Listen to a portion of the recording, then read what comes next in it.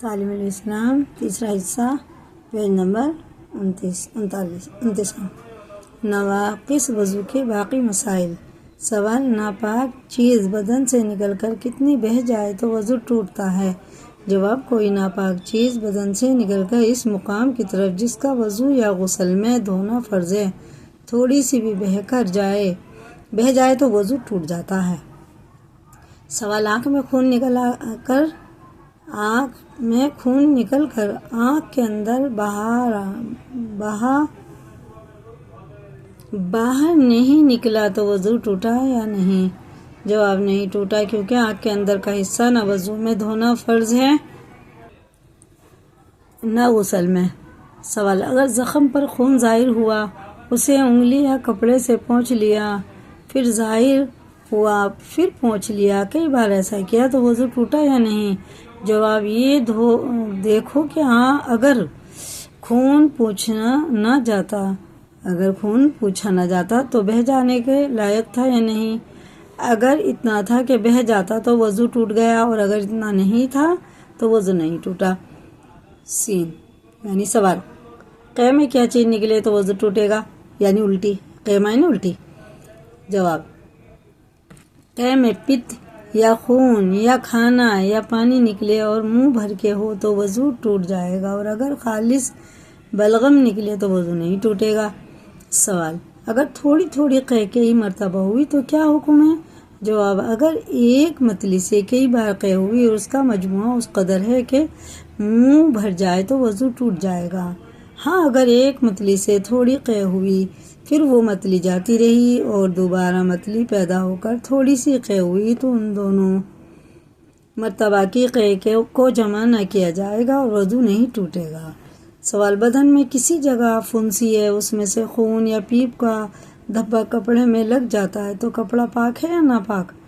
جواب: اگر خون یا پیپ نکل کر بہنے کے لائق نہیں ہے، کپڑا لگنے سے دھبا آ جاتا ہے تو وہ کپڑا پاک ہے، لیکن پھر بھی دھو ڈالنا بہتر ہے۔ سوال: قے اگر منہ بھر کے نہ ہو تو وہ ناپاک ہے یا نہیں؟ سوال: جونک نے بدن میں چمٹ کر خون پیا اور بھر گئی، یا مچھر پسو نے کاٹا تو اس سے وضو ٹوٹے گا یا نہیں؟ جواب: جونک کے خون پینے سے وضو ٹوٹ جائے گا، اگرچہ چھڑانے کے بعد اس کے کاٹے ہوئے زخم سے خون نہ بہے، کیونکہ جونک اتنا خون پی جاتی ہے کہ اگر وہ خون بدن سے نکل کر اس کے پیٹ میں نہ جاتا تو یقیناً بہہ جاتا، اور مچھر پسو کے کاٹنے سے وضو نہیں ٹوٹتا، کیونکہ یہ بہت تھوڑی مقدار میں خون پیتے ہیں جو بہنے کے لائق نہیں ہوتا۔ سوال: کس قسم کی نیند سے وضو نہیں ٹوٹتا؟ کھڑے کھڑے سو جانے یا بغیر سہارا لگائے ہوئے بیٹھ کر سونے یا نماز کی کسی حیت پر سونے سے وضو نہیں ٹوٹتا، جیسے سجدے میں سو گیا یا قاعدے میں سو گیا تو وضو نہیں ٹوٹے گا۔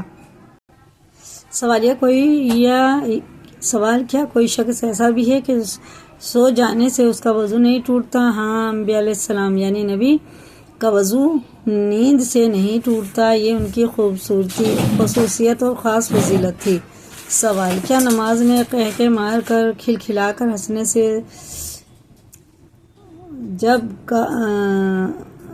سے سب کا وضو ٹوٹ جاتا ہے، اور قہقہ سے کیا مراد ہے؟ جواب: قہقہ سے مراد یہ ہے کہ اتنی زور سے ہنسے کہ اس کی آواز دوسرے پاس والے